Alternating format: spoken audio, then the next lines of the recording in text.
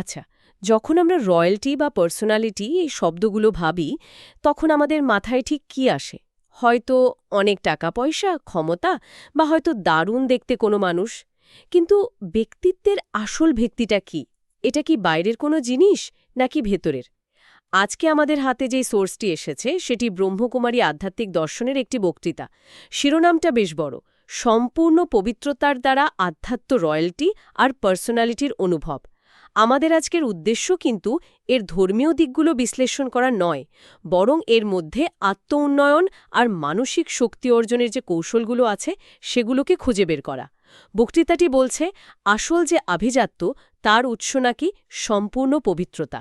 চলুন আজ আমরা একটু গভীরে গিয়ে দেখি এই ধারণাটার মানে কি আর বাস্তবে এটা কতটা অর্জন করা সম্ভব।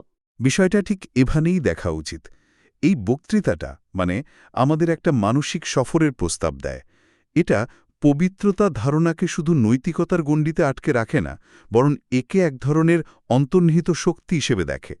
এই দর্শন অনুযায়ী আত্মার আসল স্বরূপই হল পবিত্র, আর সেই স্বরূপকে নতুন করে আবিষ্কার করার মাধ্যমেই এক বিশেষ ধরনের রয়্যালটি বা ব্যক্তিত্বের জন্ম হয়, যেটা বাইরের কোনো কিছুর উপর নির্ভরশীল নয়। এর চূড়ান্ত লক্ষ্য হল নিজের ভেতরের সেই শক্তিকে জাগ্রত করা, যাকে এখানে মাস্টার জ্ঞান সূর্য বলা হচ্ছে। দারুণ একটা ফ্রেমওয়ার্ক। তাহলে চলুন এই মানসিক সফরে বেরিয়ে পড়া যাক। শুরুতেই একটা আধ্যাত্মিক ড্রিল বা মানসিক অভ্যাসের কথা বলা হয়েছে, যেখানে কল্পনার মাধ্যমে সময়ের বিভিন্ন পর্যায়ে ভ্রমণ করতে বলা হচ্ছে। ব্যাপারটা ঠিক। হ্যাঁ, এটা একটা অসাধারণ ভিজুয়ালাইজেশন টেকনিক।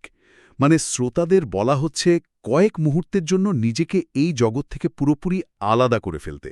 প্রথমে কল্পনা করতে বলা হচ্ছে অনাদিকালের কথা, অর্থাৎ সময়েরও আগেকার অবস্থা। সেই অবস্থায় আত্মারা সব নিরাকার, উজ্জ্বল বিন্দুর মতো, যেন ধরুন অসীম আকাশের তারা। এই দর্শনে আত্মার মূল স্বরূপকে জ্যোতির্ময় হিসেবেই দেখা হয়। আচ্ছা, মানে আমাদের আসল পরিচয় হলো আমরা আলোর বিন্দু, কোনো দেহ নয়। একদম ঠিক। এরপর সেই নিরাকার অবস্থা থেকে কল্পনাকে নিয়ে আসতে বলা হচ্ছে আদিকাল বা সত্যযুগে। এটা হলো পৃথিবীর স্বর্ণযুগ, যেখানে সেই আত্মারা প্রথমবার শরীর ধারণ করে দেবতা রূপে আসে। আর এই বক্তৃতার মূল পয়েন্ট হল সেই দেবতাসুলভ যে রয়্যালটি বা ব্যক্তিত্ব, তার ভিত্তিটাই হলো ১০০% পবিত্রতা। ঠিক তাই। তাদের চালচলন, কথাবার্তা, দৃষ্টি সবেতেই একটা সহজাত আভিজাত্য থাকে, যা অন্য কোনো যুগে আর দেখা যায় না। বেশ ইন্টারেস্টিং। এর পরের ধাপটা কি? এরপর কল্পনাকে নিয়ে যেতে বলা হয় মধ্যযুগে, যেখানে সেই দেবতারা আর পৃথিবীতে নেই, কিন্তু মন্দিরে তাদের মূর্তি পূজিত হচ্ছে, অর্থাৎ নিজেরই পূজ্য রূপকে স্মরণ করা আর কি। আর সবশেষে সেখান থেকে ফিরে আসা বর্তমান সময়ে, যাকে এই দর্শনে সঙ্গম যুগ বলা হয়। সঙ্গম যুগ? হ্যাঁ, সঙ্গম যুগকে একটা বিশেষ সময় হিসেবে দেখা হয়, যখন পুরনো পৃথিবীর চক্র শেষ হয়ে নতুন চক্র শুরু হতে চলেছে। বলা হয় ঠিক এই সময়ই পরমাত্মার সাথে সরাসরি সংযোগ স্থাপন করা সম্ভব। এই পুরো যাত্রার মধ্যে দিয়ে একটাই জিনিস বোঝানোর চেষ্টা করা হয়েছে: আত্মার যে আসল শক্তি ও সৌন্দর্য, তার মূল ভিত্তি হল পবিত্রতা।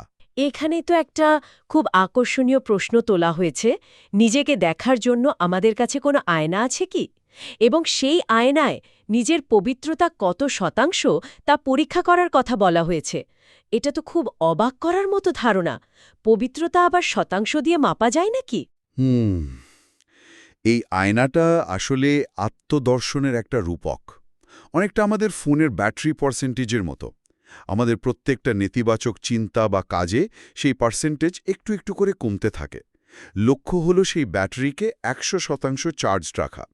আর পবিত্রতা বলতে এখানে শুধুমাত্র ব্রহ্মচর্য বা শারীরিক শুদ্ধতাকে বোঝানো হয়নি। এর একটা অনেক ব্যাপক অর্থ দেওয়া হয়েছে। এর পরিমাপের জন্য ৩টে মাপকাঠি দেওয়া হয়েছে: বৃত্তি, দৃষ্টি আর কৃতি। বৃত্তি, দৃষ্টি আর কৃতি। চলুন এই তিনটে বিষয় একটু তলিয়ে দেখা যাক। বৃত্তি বা মানসিকতার পবিত্রতা, এটা তো খুবই বিমূর্ত একটা ধারণা। আমি সারাদিন মনে মনে কি ভাবছি সেটার উপর শতভাগ নিয়ন্ত্রণ রাখা কি আদৌ সম্ভব? সারাদিনে তো হাজার হাজার চিন্তা আসে মাথায়। খুব গুরুত্বপূর্ণ প্রশ্ন, আর বক্তৃতাটি এর একটা বাস্তবসম্মত সমাধান দেয়। এখানে শতভাগ নিয়ন্ত্রণ বলতে রোবটের মতো চিন্তা দমন করার কথা বলা হয়নি। সম্পূর্ণ পবিত্র বৃত্তির অর্থ হল সব আত্মার প্রতি একটা মৌলিক শুভ ভাবনা বা শুভ কামনা বজায় রাখা। অর্থাৎ কারোর প্রতি যেন বিদ্বেষ, ঈর্ষা বা ঘৃণার মতো নেতিবাচক আবেগ না থাকে। হয়তো কোনো ব্যক্তির আচরণ আপনার খারাপ লাগতেই পারে, কিন্তু তার আত্মার প্রতি একটা কল্যাণের ভাবনা রাখা, এটাই হল বৃত্তির পবিত্রতা।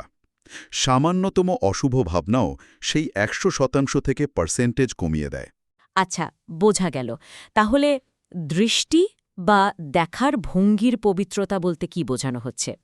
এর মানে কি প্রত্যেককে দেহ হিসেবে না দেখে আত্মা হিসেবে দেখা? এটা তো প্রায়ই শোনা যায়, কিন্তু এর প্র্যাকটিক্যাল মানেটা কি?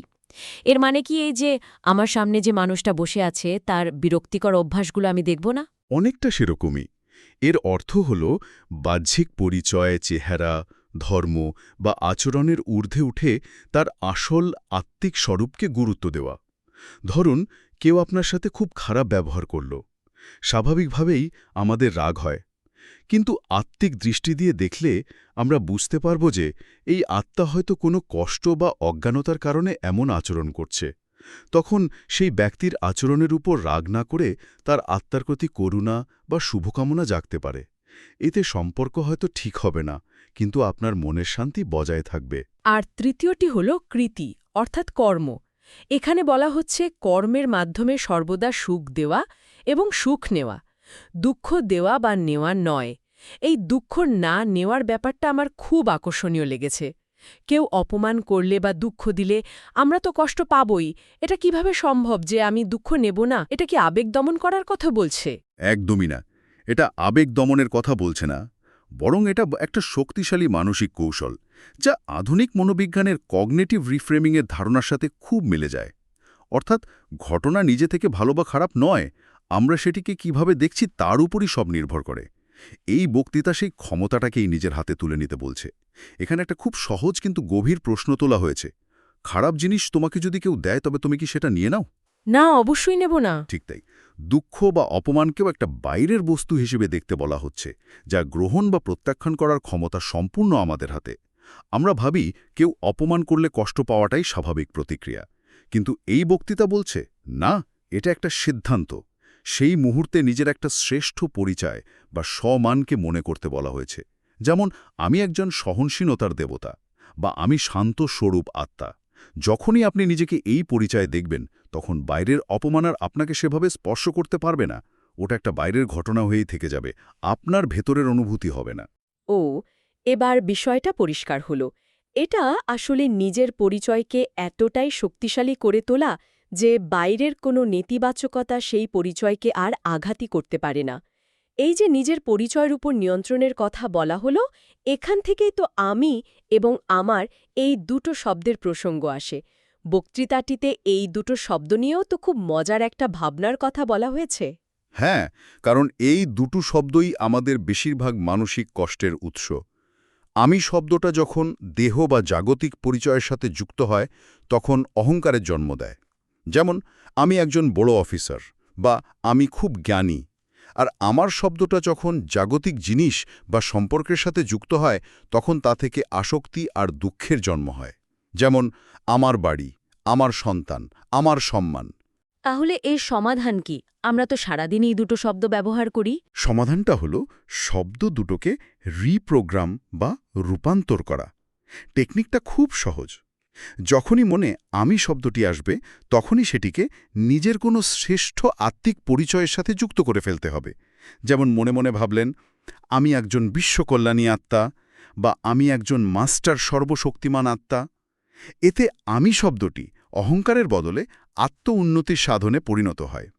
আর আমার শব্দটির ক্ষেত্রে বলা হয়েছে, যখনই কোনো জাগতিক জিনিসের প্রতি আমার বলার ইচ্ছা হবে, তখন সেটিকে বদলে ভাবতে হবে, আমার তো একজনই বাবা, পরমাত্মা, আর বাকি সব কিছুর তার। এর মাধ্যমে ধীরে ধীরে জাগতিক আসক্তি থেকে মনকে মুক্ত করার অভ্যাস তৈরি হয়। অর্থাৎ এটা একটা সচেতন মানসিক অভ্যাস যা আমাদের দৃষ্টিভঙ্গিকেই বদলে দিতে পারে। আচ্ছা, এই সব অভ্যন্তরীণ কাজবৃত্তি, দৃষ্টি, কৃতি, আমি ও আমারের রূপান্তর, এগুলোর চূড়ান্ত লক্ষ্যটা কি?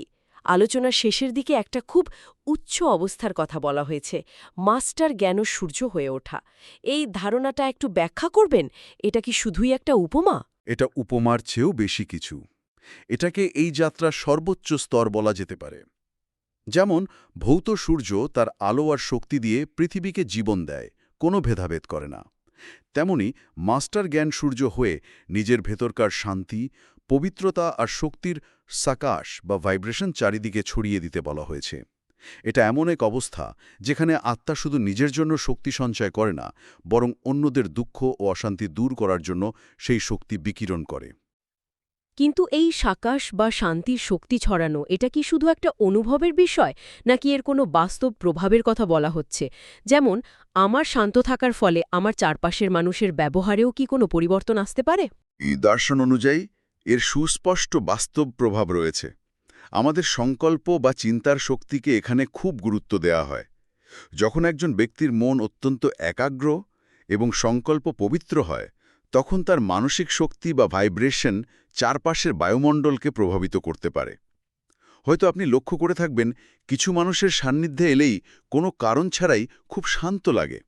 বক্তৃতাটি বলছে এটা তাদের অবচেতনভাবে বিকিরিত হওয়া শান্তির শক্তির ফল। মাস্টার জ্ঞান সূর্য অবস্থা হল সেই শক্তিকে সচেতনভাবে এবং ব্যাপকভাবে ছড়িয়ে দেওয়া।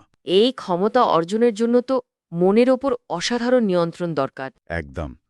আর সেজন্যই এখানে কন্ট্রোলিং পাওয়ারের ওপর খুব জোর দেওয়া হয়েছে। এটা অনেকটা দক্ষ ড্রাইভারের মতো। রাস্তায় হঠাৎ কেউ সামনে চলে এলেও সে কিন্তু ঘাবড়ে গিয়ে অ্যাক্সেলারেটরে চাপ দেয় না। 1 সেকেন্ডের মধ্যে সে মনকে স্থির করে ব্রেক করতে পারে। আমাদের মন আর বুদ্ধির ওপর ঠিক তেমনই নিয়ন্ত্রণ আনার কথা বলা হচ্ছে। পরিস্থিতি যাই হোক না কেন, 1 সেকেন্ডের মধ্যে নিজের মনকে বিক্ষিপ্ত অবস্থা থেকে গুটিয়ে এনে একটা শক্তিশালী ইতিবাচক সংকল্পে স্থিত করতে পারার ক্ষমতা অর্জন করতে হবে। এই প্রসঙ্গে সেবার কথাও এসেছে। বলা হয়েছে, ব্রহ্মকুমারীরা ভালো কাজ করছে, এই প্রচারের পাশাপাশি এখন প্রচারের মূল কেন্দ্রবিন্দু হওয়া উচিত বাবা এসেছেন। মানে, এই জ্ঞানের উৎসকে প্রত্যক্ষ করা। এর মানেটা কি? এখানে সেবার একটা সূক্ষ্ম স্তরের কথা বলা হচ্ছে। প্রতিষ্ঠানে ভালো কাজের প্রচার তো হচ্ছে, কিন্তু এখন সময় এসেছে সেই কাজের পেছনের চালিকা শক্তি বা উৎসকে সামনে আনা। এর জন্য এমন মাইক বা মুখপাত্র প্রয়োজন, যার কথার মধ্যে শুধুমাত্র তথ্য বা জ্ঞান থাকবে না, থাকবে অনুভব আর শক্তি। এমন একজন ব্যক্তি যার কথা শুনলে মানুষের মনে হবে যে এই ব্যক্তি যা বলছেন তা তিনি নিজের জীবনে প্রয়োগ করেছেন। তার কথার মূল্য আসবে তার অনুভব থেকে, কোনো পদ বা প্রসিদ্ধি থেকে নয়। শ্রোতারা যেন তার কথা শুনে উপলব্ধি করে যে এর মধ্যে নিশ্চয়ই কোনো গভীর সত্য আছে, কারণ বক্তা নিজে সেই পথে চলেছেন। আলোচনার শেষে একটা বরদান আর স্লোগানের কথা উল্লেখ করা হয়েছে, যা পুরো বিষয়টাকে এক জায়গায় নিয়ে আসে। সেগুলো কি ছিল? বরদানটি হল, যদি কেউ নিজেকে পরিস্থিতির কর্তা না ভেবে সাক্ষী হিসেবে দেখে এবং পরমাত্মার সঙ্গ অনুভব করে, তাহলে তার সফলতা নিশ্চিত। অর্থাৎ যে কোনো পরিস্থিতিতে নিজেকে ড্রামার বাইরে একজন দর্শকের মতো দেখলে মানসিক স্থিতি বজায় থাকে এবং সঠিক সিদ্ধান্ত নেওয়া সহজ হয়। আর স্লোগানটি হল, মনের উদাসী এবং খুশির হারিয়ে যাওয়া হল ব্যর্থ বা দুর্বল সংকল্পের লক্ষণ। অর্থাৎ আমাদের মনের অবস্থাই আমাদের ভেতরের সংকল্পের শক্তির ব্যারোমিটার। মন যদি খুশি থাকে, তার মানে আমাদের সংকল্পগুলো শক্তিশালী ও ইতিবাচক। তাহলে সব মিলিয়ে এই আলোচনাটি পবিত্রতাকে শুধুমাত্র একটি ব্যক্তিগত গুণ বা নৈতিকতার বিষয় হিসেবে দেখছে না, বরং এটিকে এক আধ্যাত্মিক শক্তি এবং ব্যক্তিত্বের মূল ভিত্তি হিসেবে স্থাপন করছে। এই পবিত্রতা অর্জনের মাধ্যমে একজন ব্যক্তি কেবল নিজের উন্নতিই করে না, বরং সূর্যের মতো সমগ্র বিশ্বে শান্তির শক্তি ছড়িয়ে দেওয়ার এক বিশাল দায়িত্ব গ্রহণ করার ক্ষমতা অর্জন করে। একদম। এটি একটি গভীর আত্মরূপান্তরের প্রক্রিয়া, যার শুরুটা হয় নিজের চিন্তা, দৃষ্টি ও কর্মের মতো ছোট ছোট বিষয়কে শুদ্ধ করার মাধ্যমে এবং শেষ হয় বিশ্বসেবার এক বিশাল দায়িত্ব গ্রহণের মাধ্যমে। এখানে শ্রোতাদের জন্য একটা চিন্তার খোরাক রেখে যাওয়া যেতে পারে। এই আলোচনা অনুযায়ী একাগ্র এবং পবিত্র মনের সংকল্পের দ্বারা পারিপার্শ্বিক জগতে ইতিবাচক প্রভাব ফেলা সম্ভব। যদি সত্যি আমাদের চিন্তার এতটা শক্তি থাকে, তাহলে প্রতিদিন সচেতনভাবে 1 মিনিটের জন্য কি সেই শক্তির ইতিবাচক প্রয়োগ করা যায়? যেমন ধরুন 1 মিনিট সময় নিয়ে সমস্ত বিশ্বের প্রতি শুধু শান্তির চিন্তা বা ভাইব্রেশন পাঠানো। আর যদি আমরা সবাই মিলে এটা করি তাহলে তার ফল কি হতে পারে? এটা ভেবে দেখার মতো একটা প্রশ্ন।